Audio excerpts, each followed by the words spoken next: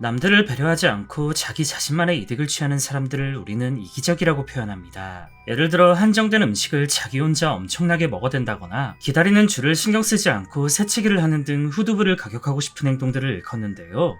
식물들의 세계에서도 비록 의도하진 않았지만 이기적인 방법으로 살아가는 얄미운 녀석들이 있습니다. 첫 번째로 소개해드릴 식물은 시스투스 알비투스라는 식물로 겉으로 보기엔 평범하기 그지없는 단순한 식물인데 영어권에서 부르는 이 녀석의 이름은 임박한 죽음, 우리나라에서도 자살을 하는 식물이라는 극단적인 별명으로 불립니다. 별명처럼 시스투스는 죽기 전 자신을 포함한 주변 일대를 모조리 불태우며 지옥 같은 최후를 맞이하는데요. 이들은 꽃이 피고 난 뒤 스스로 기름을 방출하여 햇빛으로 하여금 불을 발산하여 분신을 해버립니다. 이것이 가능한 이유는 얘네들의 발화점은 고작 35도밖에 되지 않는 데다 햇볕이 쨍쨍한 지역에 서식하기 때문인데 당연히 이 과정에서 자신을 포함한 주변의 식물들은 모조리 타 죽습니다. 그리고 여기엔 시스투스만의 은밀한 비밀이 숨겨져 있는데요. 사실 이 모든 행동은 번식을 위해 하는 행동.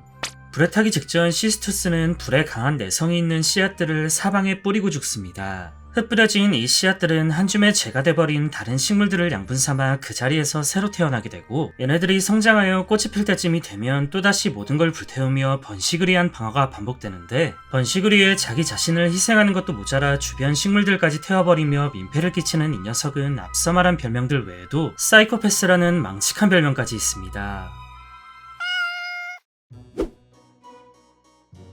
얼마 전 우리나라 역사상 최악의 산불이라고 불리는 초대형 산불이 발생하여 큰 화제가 된 적이 있습니다.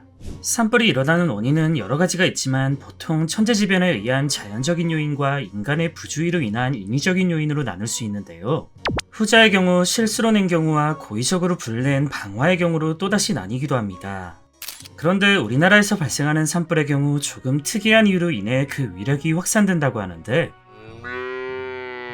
그 원인은 바로 소나무, 산림의 상징과도 같은 이 소나무는 생태적 특징 때문에 산불에 매우 취약한 녀석입니다. 사실 이기적이라고 표현하기엔 소나무에게 너무 가혹한 감이 없지 않아 있지만 결과적으로는 이 특징 때문에 주변 식물들에게 큰 피해를 주는데요. 소나무는 햇볕이 강하고 메마른 땅에서 생장하기 위해 수분 증발을 막아야 하는 특성이 있어 전체적으로 송진을 만들어냅니다.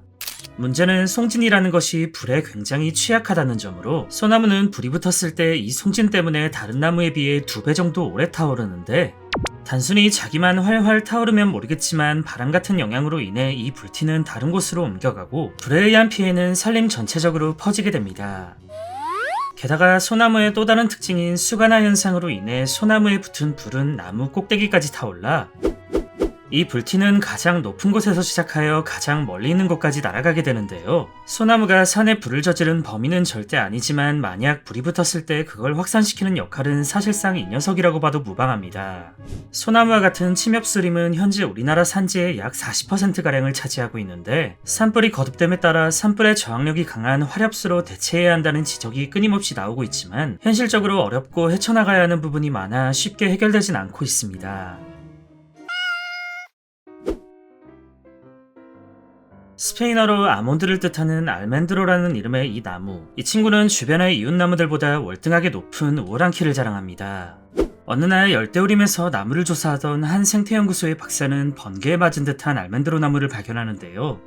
놀랍게도 이 나무는 분명 번개에 맞은 흔적이 선명하게 새겨져 있었지만 나름 건강하게 살아있었습니다. 오히려 그 주변 12그루의 나무들은 자신들이 번개를 대신 맞은 것처럼 모조리 죽어 있었는데 무언가 이상함을 느낀 박사는 즉시 연구팀을 꾸려 2014년부터 19년까지 번개의 직격으로 맞은 94그루의 나무를 관찰, 그리고 그 직후 주변에 있는 나무들까지 생태를 조사했습니다.